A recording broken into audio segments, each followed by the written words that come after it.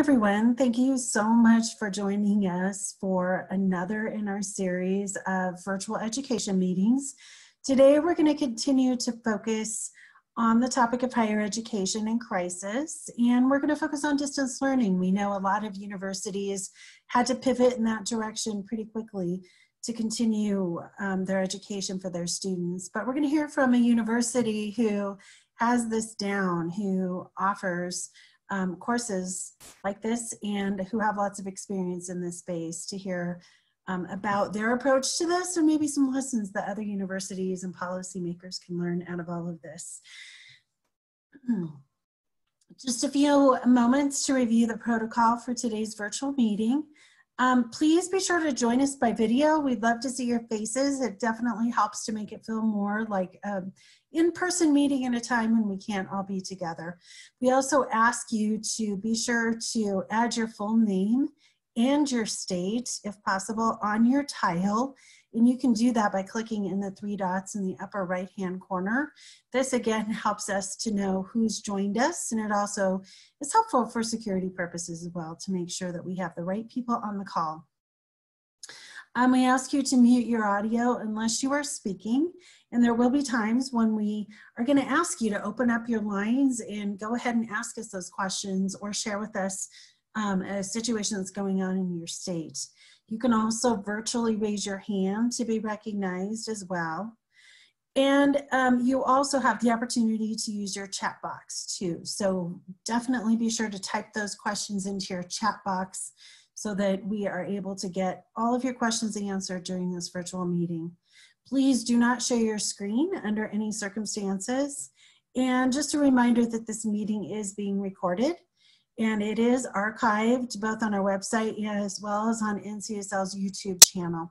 So we will have the archive up within a day or so, and we also will have all of the necessary resources on this topic that we will be sharing there too. At this point, I'm going to introduce Sunny Day, who's our program director and who oversees our work on NCSL's higher education team.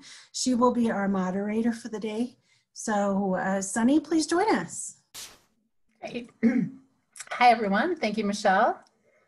I'm Sunny Day. I work with NCSL's post-secondary team out of our Denver office. And also on the line today are my colleagues Marilyn Villalobos and Andrew Smalley, as well as our DC Federal Committee Director, Austin Reed. We welcome your questions in the chat box and we will address them throughout the hour. I want to start today with an acknowledgement of where we are right now. The pandemic quickly shut down campuses across the country and professors scrambled to transition to online courses. The extent to which campuses will be able to open in the fall is unclear, and it seems certain that many higher education courses will continue online into the future. And even if schools do reopen, enrollment is uncertain. Increasing evidence points to college-bound seniors changing their plans. And student retainment is a huge concern. At least a quarter of students are reporting that they are unlikely to return to school in the fall, or they believe it's too soon to tell if they'll be able to re-enroll. So as we continue to track these sweeping changes in the higher education landscape, we all can acknowledge that the world has changed and will continue to change in higher education. We're seeing increasing financial burden and stress for institutions. As I mentioned, there's a concern with the comfort level of students about returning to higher education. And there's certainly a need, and there will continue to be a need, for short-term, high-quality credentials that get people right back into the workforce. We're seeing now that the challenges that are facing higher education go beyond the ability to just quickly go online. More than ever, institutions need to make higher education work for more learners with quicker on and off ramps as the economy shifts. So today, we are turning to a national expert on distance learning and innovation in higher education, Provost and Chief Academic Officer for Western Governors University, Marni Baker-Stein. Marni has more than 20 years of experience in developing, implementing, and scaling programs to improve access, affordability, and student success in higher education, previously serving as Chief Innovation Officer for the University of Texas System's Institute for Transformational Learning, And before that, Marni was Senior Associate Dean of Columbia University's School of Continuing Education. So it really is a wealth of experience, and we are glad to have Marni bring all of that to this conversation. Something that I think will resonate with a lot of you on the phone, and certainly with me, is that her approach continues to move toward a learner-centeredness, right? So just like we just wrapped up our Student-Centered Learning Commission work, we're talking about really putting students at the center when it comes to all of the programming available. It'll be interesting to hear how that approach has evolved throughout your career, Marni.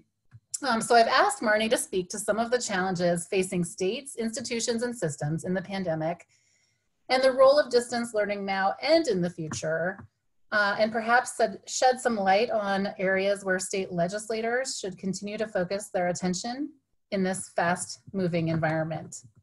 And I just want to say that after talking with Marni about her experience at WGU, but also at the other institutions, I understood better that the title of this conversation really should be Higher Education and Distance Learning, not Higher Education Distance Learning, because it's really not either or. Institutions will most certainly need to continue to invest in distance learning, but there are other investments and strategies they need to consider that can really better serve today's students.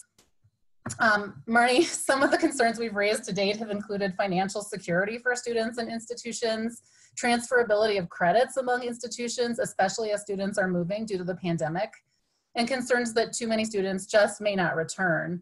And I know these are on your mind, and I'm sure there's lots of other things. So I look forward to hearing what other issues you might flag as institutions and systems pivot really to meet the needs of today's students. So some of the questions we've discussed are, what are you learning in this crisis? What do legislators need to know?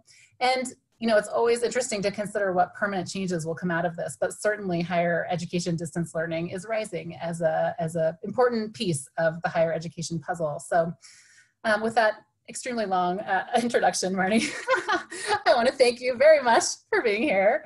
And I'll let you take over, and I will continue to watch folks for your chat questions and whatnot. So please feel free to jump in and ask your questions in person or in the chat box. We'll have opportunities for both. And again, thanks for being here, Marni. Perfect, thank you. And I'm broadcasting today from my cloffice, which is actually my laundry room. When my teenagers and I drew straws at the beginning of all of this, I got the shortest one. So they're busy finishing up their terms out there in the more comfortable spaces. So if you see a cat fly by, I apologize in advance. So I have a little presentation here. And, I'll just go through quickly and talk about some things that occur to me as this has started. Wait a second. Are you seeing my presentation? Is it in presentation mode? No, it's not. Okay, let me see. How about that? Can see it now? All right. So, okay, hold on just a second here. Okay. All right, so obviously what we've been learning over the last 8 weeks, even at an institution that is completely online and always has been, is that this crisis, as it's rolled across the country, has had a tremendous impact on students. And when I say impact, I don't mean one impact, I mean 1,000 impacts. When we first started responding to COVID in the early days, we were concerned about our nursing students and our nursing faculty who we knew were on the front lines. And we were concerned about our teachers who we knew were being sent home to teach online for the first time across the country. But we could have never predicted the incredible, the vast, the multifaceted set of problems that our students would face and our faculty would face as COVID rolled. And so we've been spending a lot of our time over the last 6-7 weeks solving, even though they're online, solving for the problems and challenges of faculty and students one by one, which range from having to continue to do their work while they have kids at home, schooling. Many of our students are essential workers and have seen great upticks in their overtime hours. Many of our students have had to move in with family members as they've sheltered in place and no longer have sort of the quiet spaces to study or to take their assessments that they want to have. So it's been very interesting, and we have learned a lot. And some of the things that I'm going to talk about today have to do what WGU is learning ourselves. Another set of things that I'm going to talk about today, really I've gleaned from the number of institutions who have been making the move online, who've reached out to us for help and advice. So I'll kind of focus on both things. For those of you who don't know much about WGU, WGU is an online competency-based education institution. And what that really means is that when we develop a program, we start first by defining the things that students need to know and be able to do in a particular professional area. We describe those as competencies. We figure out how we're going to assess those competencies, and then we build our courses and curriculum around it. So as students are working through our degree programs, they're earning competencies that are tagged to marketable skills that are associated with different professions. So that's what I mean by competency-based education. We were founded in 1997 by 19 US governors. We have 121,000 full-time students and 183,000 plus graduates in all 50 states. We have 4 colleges that offer 66 degrees in high demand fields, so K through 12 teacher education, a whole variety of health professions degrees, business degrees, and IT degrees.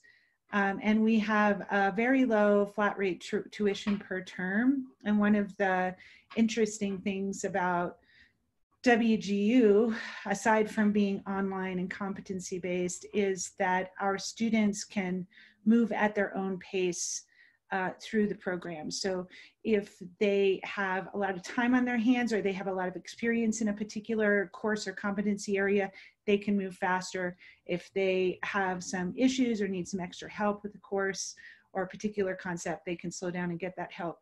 No harm, no foul. So that's WGU. Our students are primarily working professionals across age range. Our largest and our fastest growing learner population is in that 17 to 24-year-old age range, but our largest populations of students are in their 20s and 30s and 40s.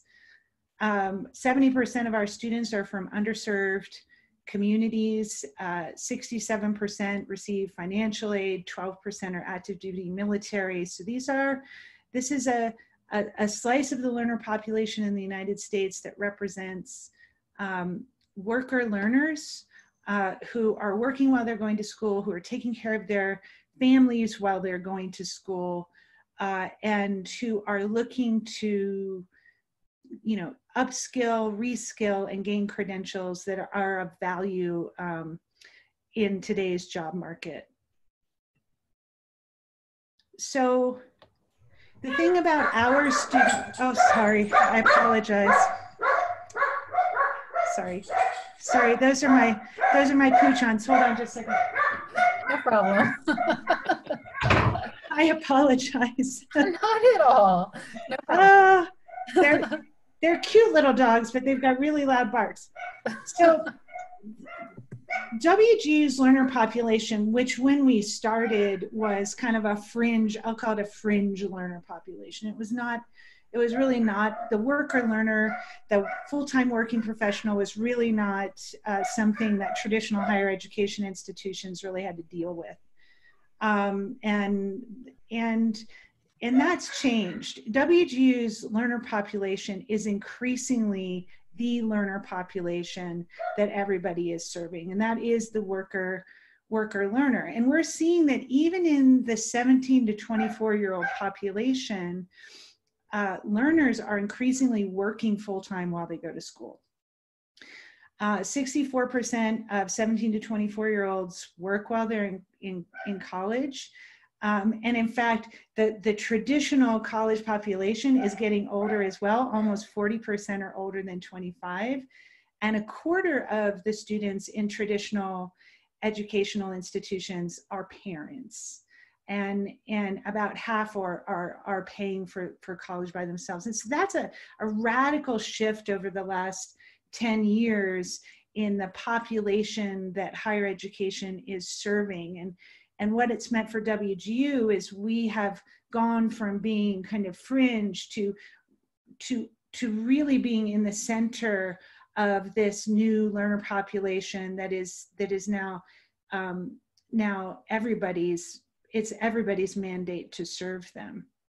And it is precisely this learner population that has been really impacted by COVID, whether they've been impacted because they are working on the front lines in healthcare, or they are essential workers working essential jobs, or whether they are doing all of that and caring for their students, or excuse me, yes, their children who are now their students, or whether it is that they are really struggling to keep up with their path while they're dealing with a significant financial crisis.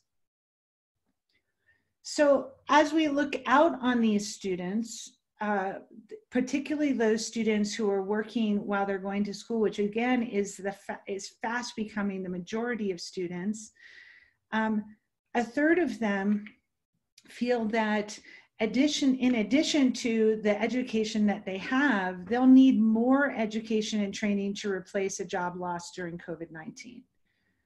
They can see the nature of work and the type of work that's around them in the zip codes where they live changing, and they're realizing in order to take advantage of that opportunity, they need more skills, different certifications than what they have, even if they have a degree already. Of that 34% of the population, over half said that if they were given $5,000 to invest in their education, they would choose to spend it on online education. So these students are increasingly not looking for the traditional alma mater experience. They have a more mercenary practical aim, which is to get certifications and skill sets that are going to help them to get their next opportunity, their next job, and to sort of increase their own and their family's social and economic mobility. And 60% of American workers in this same study say they prefer non-degree and skills-based education and training programs. That's remarkable, as the currency of these non-degree and skills-based education and training programs rises. It's really interesting to see how it's being adopted and understood and embraced by the American worker as an opportunity, and in some cases an alternative to more traditional pathways. So as we move through COVID and as we emerge from COVID, this trend that was already starting, the percentage of students who are working while they're studying, the percentage of students who are looking for validated, verified, relevant, marketable skills as an outcome of their degree programs or their certification programs. This group of students who wants value now and doesn't want to wait 4 years or 6 years or 8 years to get it, they've always been out there. That population has been growing steadily over the last 5-10 years, but COVID has accelerated and I think underscored the need to serve them better than we do. So where does that leave us at WGU or at any higher ed institution across the country? I'd say the first overarching thought that I have is that we, the higher ed sector, is not organized to serve and serve well the population of students that need us and who are standing right in front of us. We are organized to serve a traditional 17 to 24-year-old full-time, in many cases campus-based learner population. And we serve them well, and we are probably going to continue to serve them well. But these other students, this population of students that is fast becoming the majority, and oh, by the way, they aren't just 17 to 24, but they are lifelong learners because of the nature of our workforce and economy. We are not organized to serve them. And COVID revealed that. It was the big reveal that across the country, we do not in higher ed or in K through 12 have the digital infrastructure to serve students through a flexible online format. We just don't have it. We're not ready. We weren't ready for COVID, but that means we aren't ready for these students post-COVID who need us to adopt more flexible, accessible models of education. So my first imperative that I wrote down is that, you know, states and colleges alike need to invest in digital infrastructure to support higher education. Now, I have really been around the block.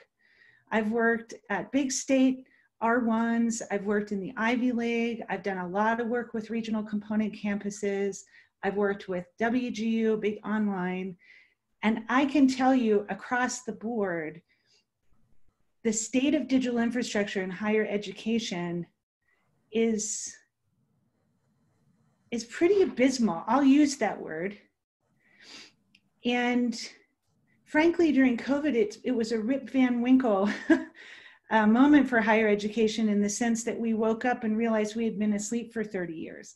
And while all of these other industries had been moving forward with digital transformation, retail, et cetera, higher education really hasn't. And it's time. So we really do need to focus on digital infrastructure of our institutions, not only to support distance education or online education, but to support hybrid options of education as well. And when I say that, I don't just mean the learning experience. Obviously, that's an issue. I have kids in 2 different schools here in Utah, and they are having radically different experiences online depending on the platform that the school is using for education, the readiness of the teachers to teach in that platform, the ability to sort of create engaging environments, where in the one school that my students are at, or my kids are at, who are now my students, it's all worksheets and asynchronous, terrible experience. And at the other school, they're using really interesting combinations of dynamic digital learning experiences, Zoom calls, et cetera. So part of the digital transformation is platforms. Part of it is training faculty and supporting faculty and encouraging faculty how to optimize those platforms. And part of it is understanding that digital infrastructure, the digital campus experience, is as important as any new building that schools are focused on putting on their campuses. It is just as important, and into the future it will be even more important, whether those universities choose to do fully online programs or hybrid programs. So digital infrastructure is important. High-speed internet access is important. So we've seen across the country with our students access to the internet, especially when public spaces like Starbucks or wherever they may, their local library, wherever they may have been going to get onto the internet pre-COVID, when those channels were turned off, these students were turned off. And I don't need to tell you this because it's been in the newspapers and on the radio everywhere. This has been a huge awakening post-COVID, that we've got large swaths of the US where people don't have access to the internet. And it is it's astounding. You know, I was, back when we were allowed to travel in December, I had the chance to travel with my family to Morocco, and on New Year's Eve, I was standing out in the middle of the Sahara Desert talking to my mom on FaceTime. There was internet access everywhere. But in the United States, even just an hour's drive from some major urban areas, we've got folks who are cut off. And that's a problem with our infrastructure as well, that we all need to be focusing on. At WGU, we realized this is a problem and started a hotspot program this year, and the response to it has been amazing. And it's really just undergirded our sense that this is a big problem that needs to be solved, and that we in the United States should not be having this problem. That's so interesting. I just was going to mention, Marni, that a lot of the chat that so far has been on this issue. So to hear that you all have seen the hotspot and have that be might be helpful to some of the folks on the call. I just wanted to share with you some of the comments about this issue. Sure. So a question, how can distance learning occur when online technology is not readily available, and what other options exist? So that's what we were just talking about. I will read you a couple more and then we can just kind of revisit. So from Georgia, how to ensure students in areas that don't have broadband internet can still access higher education. Yeah, so I think those are the couple that really touch on that issue. So do you have thoughts about sort of some options or? So I have big thoughts and more practical thoughts. So the big thoughts are we really should not be having this problem to begin with, and we should do everything possible to make this a major platform, that digital access to the internet 30 years after, you know, the first browsers were made available broadly, it should be a problem that we have solved and should be at the top of everybody's list of problems to be solved. So that's my soapbox view on it. The ability of us, in the absence of that solution, to commit ourselves at the state or at a system or an institutional level to solving for this problem for our constituents through hotspots or other means where we can make sure that that students, learners, and workers have access to it through strategic partnerships with major employers for spaces where folks can come and get access to the internet. I think those are all types of programs that we should be supportive of. And lastly, when it comes to the tech itself, when we were in Texas, working in South Texas in Brownsville on a project for the system, one of the solves that we really focused our attention on was creating offline first digital environments for students. So all students were given iPads that basically at the beginning of their program, everything was downloaded on this iPad like an app. So whether they had access to the internet or not, they could access all of their learning experiences. They could work on those experiences in their homes or wherever they were, on the bus, without access to internet. And then when they would get to a hotspot or when they would get to a place where they could get onto wireless, all of that work was saved and can be uploaded for them. So I think there are great offline first technical options we can work on. There are amazing programs that we can support and fund related to hotspots and making sure we're paying attention to these populations who are critically affected by internet access. And then there's just a nationwide, statewide commitment to internet access that I think that should be a major platform, because it is, in my opinion, a basic right at this point. Thank you so much for those great ideas and workarounds. In the meantime, I'm sure NCSL has lots of resources on this issue nationwide too. So if folks have questions, feel free to reach out. I will let you continue. We do have other questions, but I'll let you continue and then we'll revisit. Oh, sure. So the other thing that I think COVID really surfaced is that when you think of a campus experience, you know, the campus has a community of care. It's got the faculty and advisors and other services across the campus that are available to students, wellness services, career services, et cetera. That when COVID hit, we did not have the kind of digital infrastructure or the staffing models to support that complete community of care.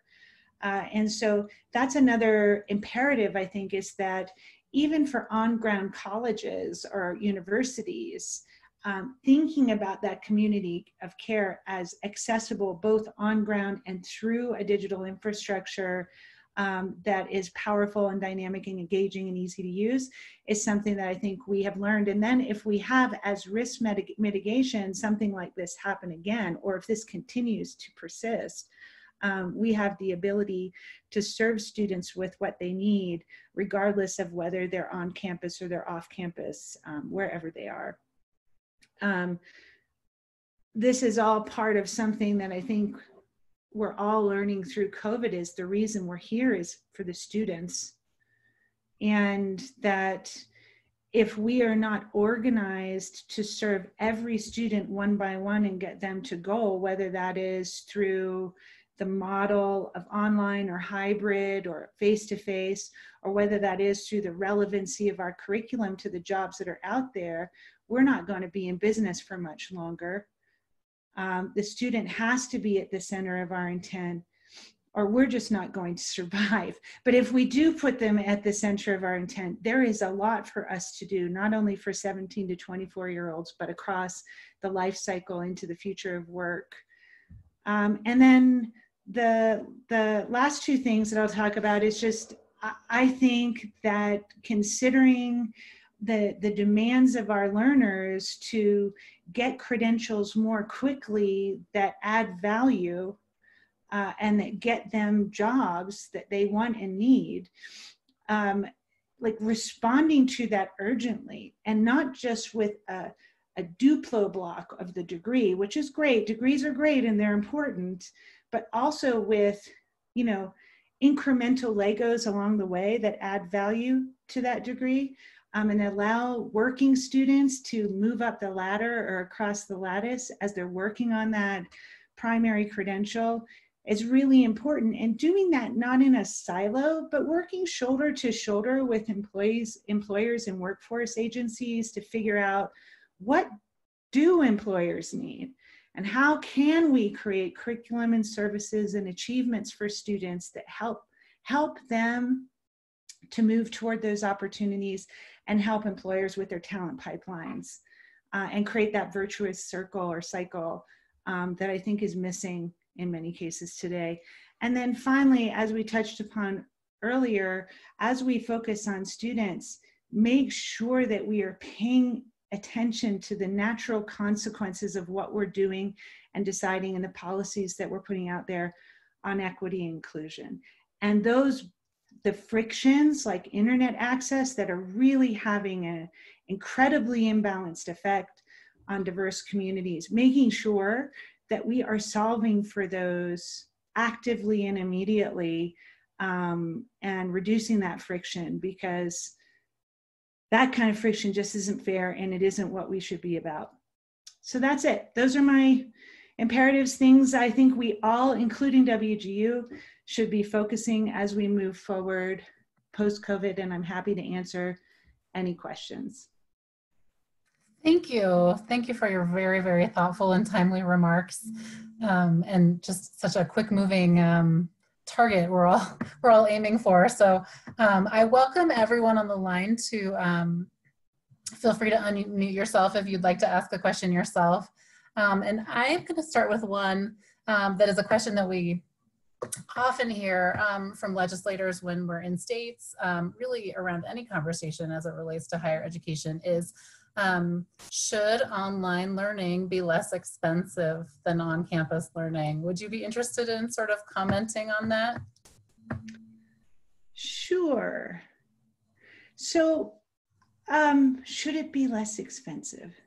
I think absolutely it should be less expensive because it doesn't have as much overhead, right? And if we're talking about an online educational institution, you think about on the expense line, we don't have big campuses, we don't have big research infrastructure in many cases, although I guess we could.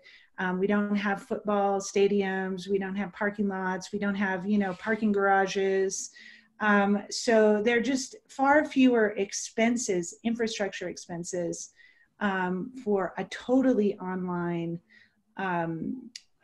institution. And so for totally online institutions, I think that's probably true, with the caveat that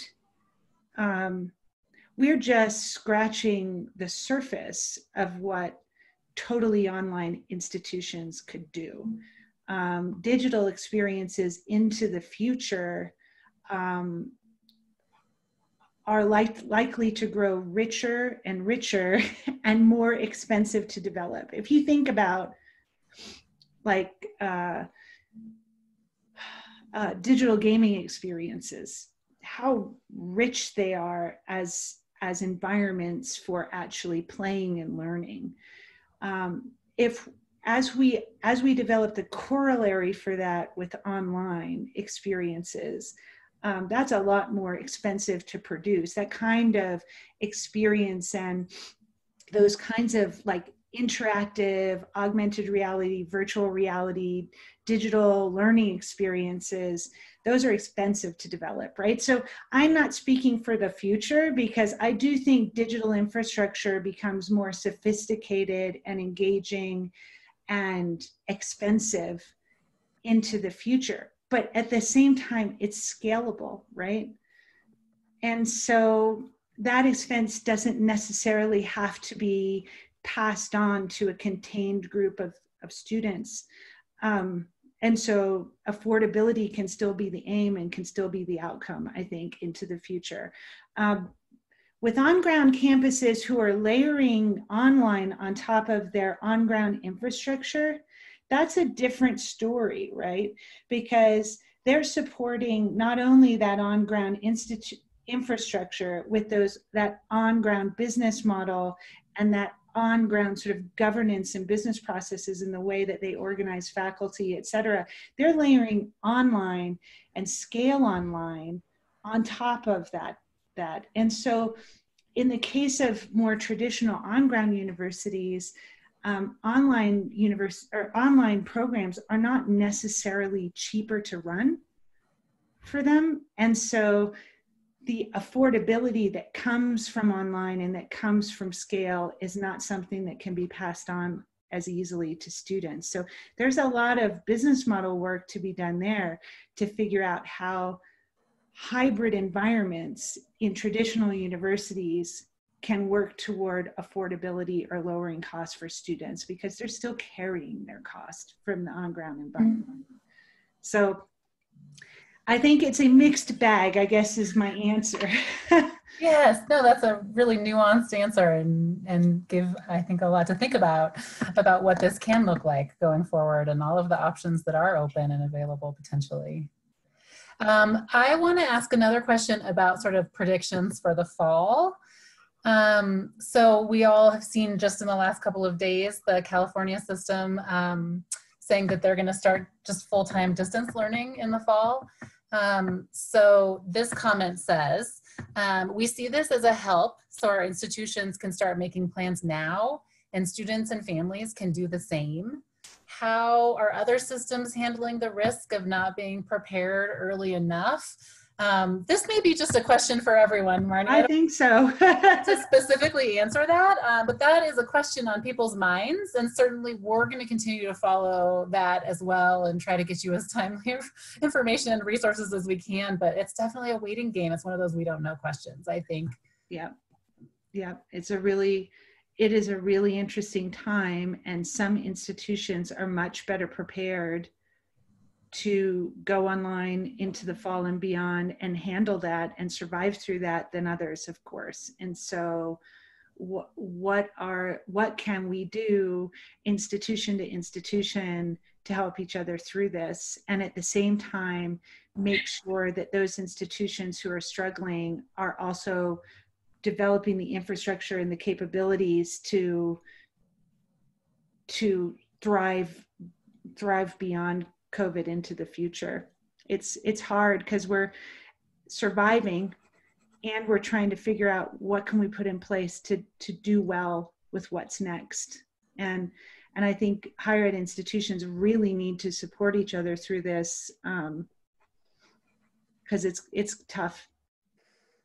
Well, and we know that typically in a recession, more students are going back to school. So are you all predicting, increased enrollment and any problems serving just unlimited students? Well, I don't think they will be unlimited, but we are, WGU has grown really fast over the last 20 years, and we've had many, many years of double-digit growth. And however, we do not target growth, nor do we seek to predict and forecast it really as an aim of the university. That said, we have a tremendous amount of data across our life cycle, from the first moments that students are expressing curiosity around coming to WGU on our websites through graduation and beyond. And so we monitor that information daily, weekly, monthly to sort of understand what the trends and the swells are across that life cycle and which programs they're related to, so that we can stay ahead of that in terms of our community of care, our faculty ratios, our faculty quality and sufficiency, and other types of services that that really do ebb and flow based on the number of students that we're serving. So we feel like we're ready. And we do think that because of our price, because of our model, because of the fact that students earn incremental certifications and achievements along the way to degree that help them with jobs, that we are likely going to be a good option for students who are left stranded as this goes forward. But we're also hopeful that all of that can be modeled to other institutions who are looking to serve these students better as well. And states. So we're certainly seeing lots of interest from states in trying to make sure that their workforce needs today and their predictions for tomorrow are being translated to students. Absolutely. And, we do understand that. And one of the things that we're planning, we've already started and we're planning to expand over the next couple of months and into the fall, is we really want to open up our skills library that we base all of our competencies on to other higher ed institutions who are interested in doing that same kind of tagging, because we feel like that's such an important step toward making sure curriculum is relevant to workforce needs, but yet it is a technical and expensive thing to do for individual institutions. Well, that's terrific. This is super, super helpful. We've really touched on all of the things I wanted to ask you about today. Thank you so much for your thoughtful answers. I'd love to just take a minute and just pause and see if there's anyone on the line who has anything they want to say.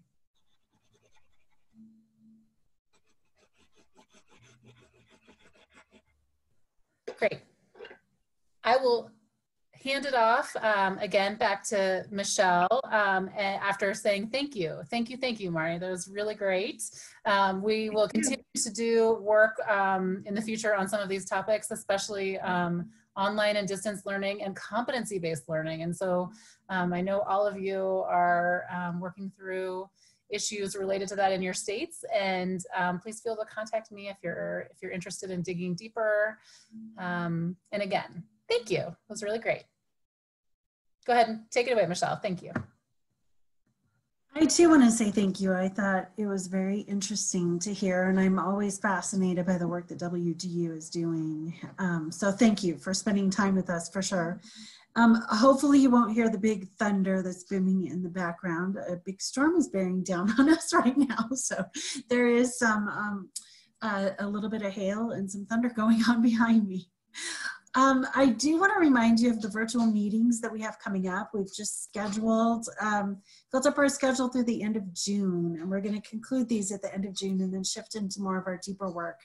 But we've got some really great topics that we hope to tackle and information we want to bring to you in June. Next week, we're going to discuss the issue of student mental health. This has been coming up a whole lot.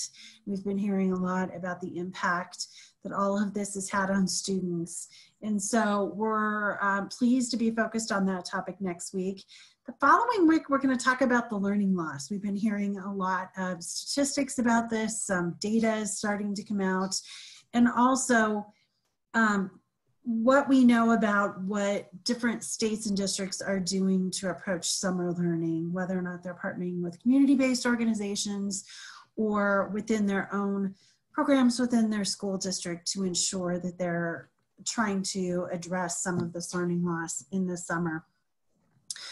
On Friday, May 29th, we're going to dig into the topic of schools reopening. We just got guidance from the CDC. We know CCSSO has put out some guidance, and Johns Hopkins just came out with guidance.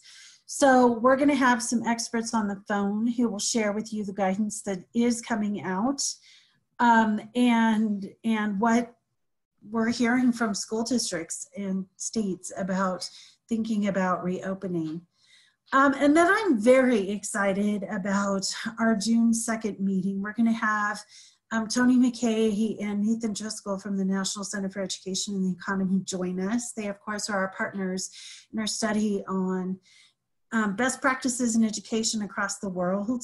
And they will just be literally coming that very minute out of a meeting that's being sponsored by OECD and others that is meant to be a big summit that they host every year on teaching, but the whole morning is going to be spent facilitated by Tony and OECD with a deep discussion with 20 countries about issues like equity and distance learning and how they're thinking about reopening schools, or for those countries in the Southern Hemisphere, how have they been dealing with this during what we have as a summer.